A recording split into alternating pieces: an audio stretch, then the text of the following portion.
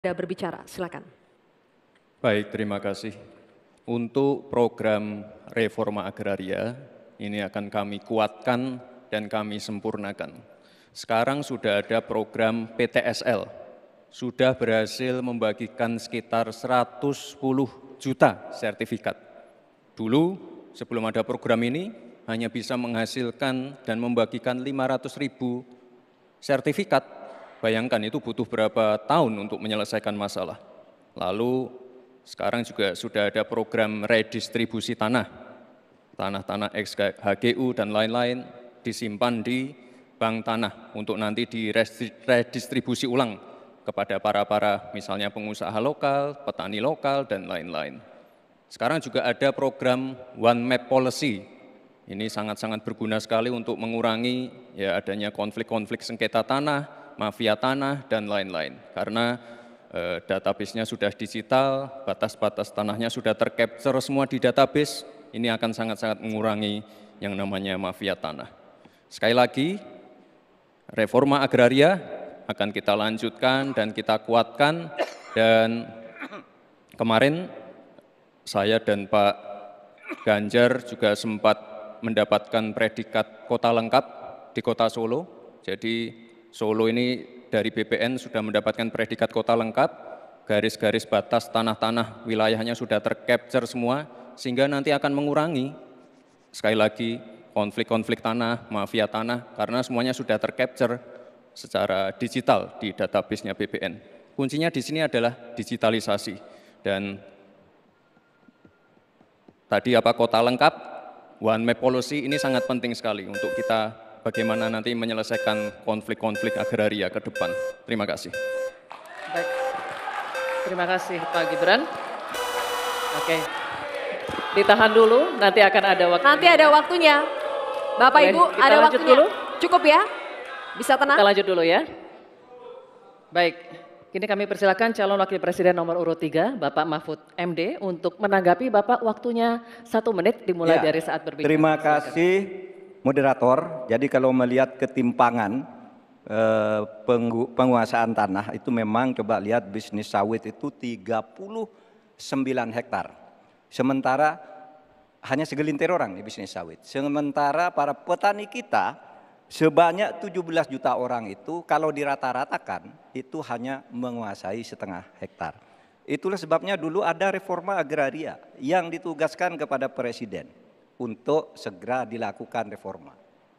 Reforma agraria itu ada 2. Ada 3. 1 legalisasi, yang kedua redistribusi, lalu yang ketiga pengembalian klaim-klaim hak atas tanah. Nah ini yang sekarang belum satu pun ada sertifikat untuk redistribusi. Yang ada itu bagus legalisasi, yaitu orang sudah punya lalu diberi sertifikatnya di situ. Yang lain belum dapat nih redistribusinya nih. Terima kasih. Baik, waktunya habis Pak Mahfud. Kini kami akan lanjutkan untuk calon wakil presiden nomor urut 1, Bapak Muhaimin Iskandar, memberikan tanggapan. Waktunya 1 menit dimulai saat berbicara. Silakan.